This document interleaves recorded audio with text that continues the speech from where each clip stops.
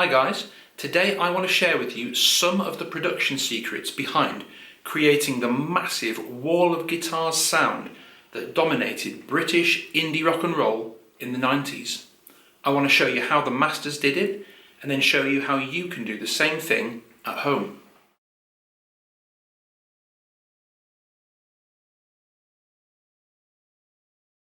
When it comes to recording our own songs, many of us, especially when we're just starting out, will record our guitar parts pretty much exactly as we play them live. Maybe add one or two overdubs and then just go, that'll do. However, it's so important to recognise that for most artists, live and studio will and should sound different.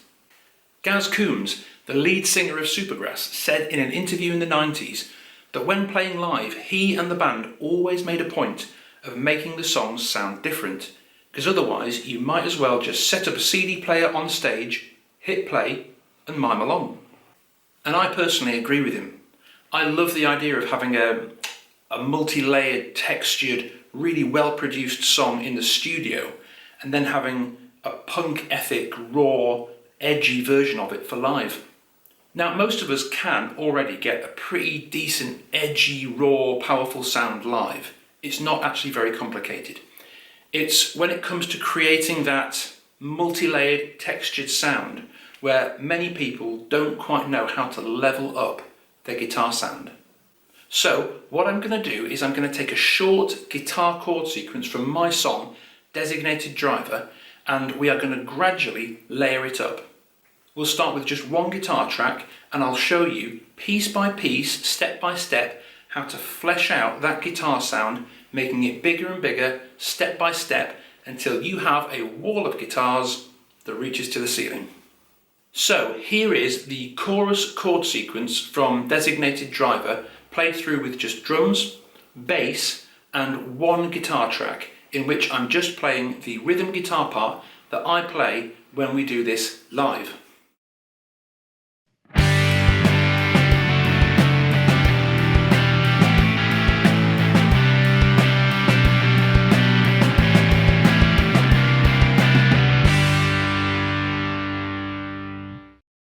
So the first thing I'm going to add is a double track of that same rhythm guitar part, and I'm going to pan these slightly left and slightly right so it gives the guitar more of a stereo quality. Now I've got two choices here. I could just record the same thing again and allow my natural sort of human inconsistencies and slight deviations in playing style and timing to create that kind of stereo feel. Or I could do what Oasis frequently did, which was to have Noel play open chords and to have Bonehead play the same chords but the bar chord versions. So just as I showed in my video on the Bonehead rhythm guitar part in Wonderwall, often the Oasis rhythm guitar sound would come from a blend of Noel playing open chords and Bonehead playing bar chords. So I'm going to pan the first track, the one you've already heard with open chords, to the left a bit, and this second track, using mainly bar chords, I'm going to pan a bit to the right. Let's have a listen.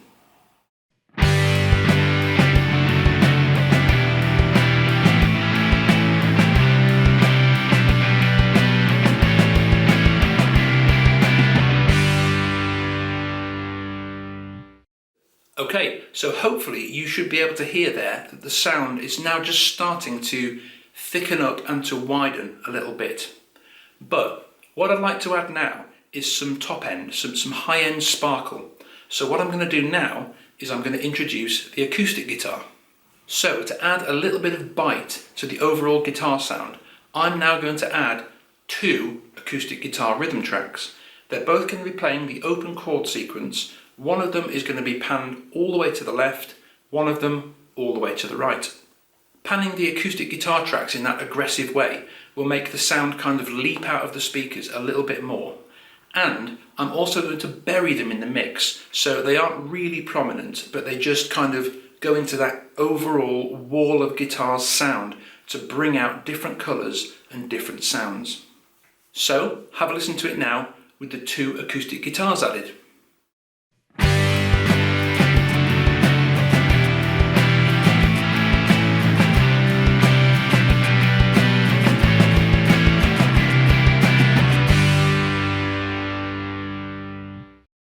Now, the next thing we are going to add is a Noel Gallagher special. It's a clean, arpeggiated picking track underneath all the distorted guitars. A really fundamental ingredient in Noel Gallagher's 90s wall of guitars sound was the rhythm guitars were often heavily distorted, but underneath them there was a clean electric picking part. It would follow the same chord sequence but would just pick out little riffs and arpeggiate over the chords. This is an example from Roll With It, where you can hear the stereo panned acoustic guitars, a bit of reverb from Liam's vocal, and the clean picking part.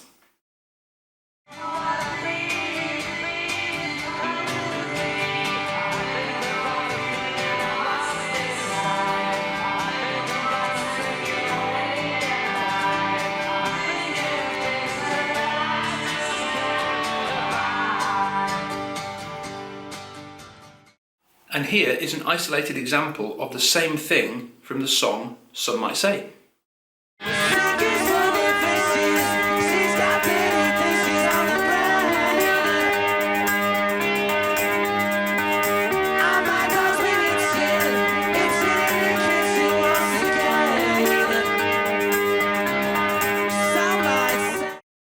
So I've recorded a similar picking part just following the chords for this chorus part from Designated Driver, and I've mixed it just like Owen Morris did, so it just sits in the mix. So often you can't quite pick out the exact notes that are being played. You just get that jangly, tingly element coming into the wall of sound. And you may have noticed that's a common theme with creating this wall of guitars. None of the guitar tracks are really exposed except for maybe guitar solos. Everything else is EQ'd and mixed and balanced in such a way that it doesn't stand out on its own, it just becomes part of the whole. And I've tried to do the same thing with this picking part. Here we go.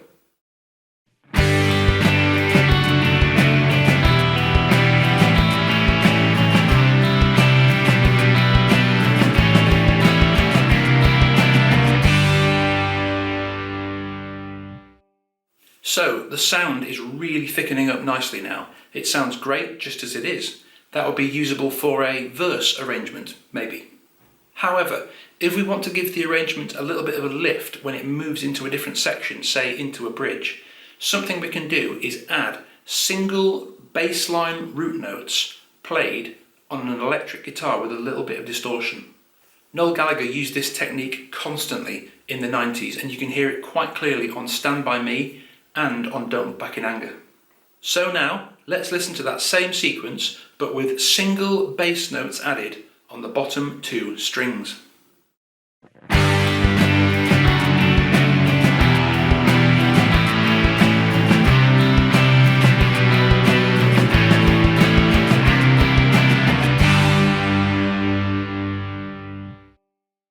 So at this point we are starting to reach the limits of what we can realistically add to this track without it just sounding like chaos. But there are still two little techniques that I want to show you. Oasis in the studio were usually mixed at 110% volume the whole time. So when they needed to change the dynamics to give the track a lift, say when they were going into a chorus or the high point of a crescendo, there was nowhere to go volume-wise, so they had to create that change. They had to insert dynamics by changing the instrumentation, by changing the texture. And they frequently used the following two techniques to divide up the sections and insert some change in the sound. The first is, you guessed it, another rhythm guitar track, but this one has the gain turned up to full, and I think, generally speaking, is played either on the blended pickup setting or the bridge pickup setting, so the treble pickup, the most aggressive, punky, harsh sounding setting possible for strumming chords. This technique was used for the choruses of Some Might Say and Slide Away, where they would simply overlay yet another layer of guitar and once again bury it in amongst the guitar soup to make that already massive sound absolutely colossal.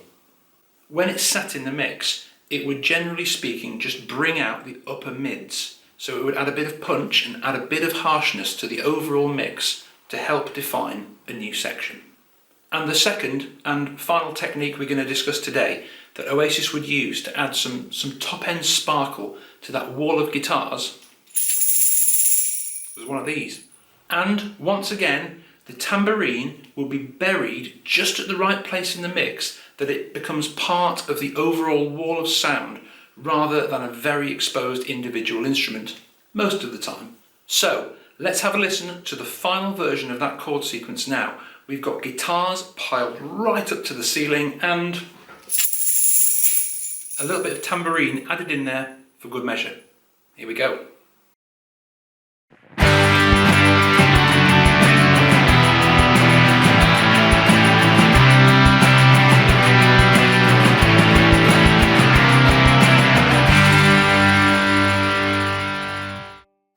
So that's it, guys. I hope that's given you a little bit of inspiration and a little bit of food for thought as you write and record your own songs and as we all work together to try and get British rock and roll back where it belongs, at the top of the charts.